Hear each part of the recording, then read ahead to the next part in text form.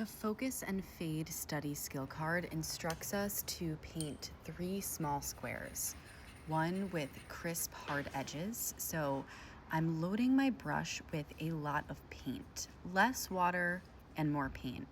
And I'm using a flat brush to carefully create my crisp, clean edges.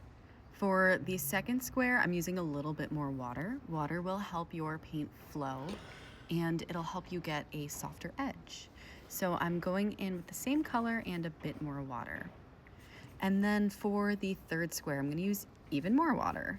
You can see me going back in and editing some of the squares beforehand, just going back in and softening edges even more. So to do that, I'm taking a little bit more water and I'm just gently running it along the perimeter of each of the squares that I want softer. The more water I use, the softer the edge will be. This will allow some of the squares to look very focused and others to fade in the background. Side 2 invites us to paint a simple object. And we're going to think about which part of this object we want to be the focus with a hard edge.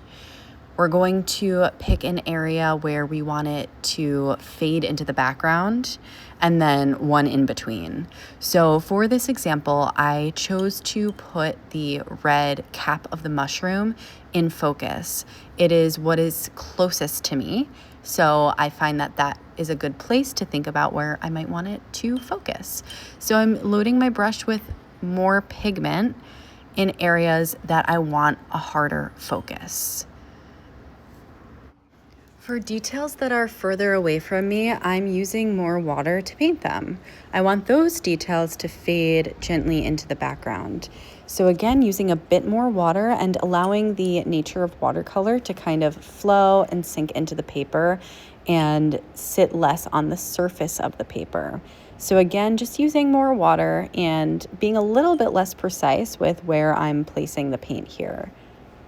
Typically, when we're drawing an object or even a landscape, the details in front are going to have more focus. So you're going to want the harder edge on the details that are closest to you.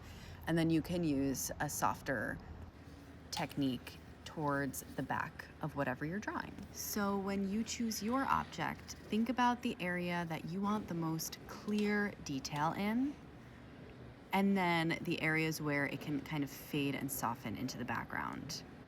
Before you paint it, just place it on the table in a way where you can really let the background details fade away. Position the area that you want strong focus closer to you.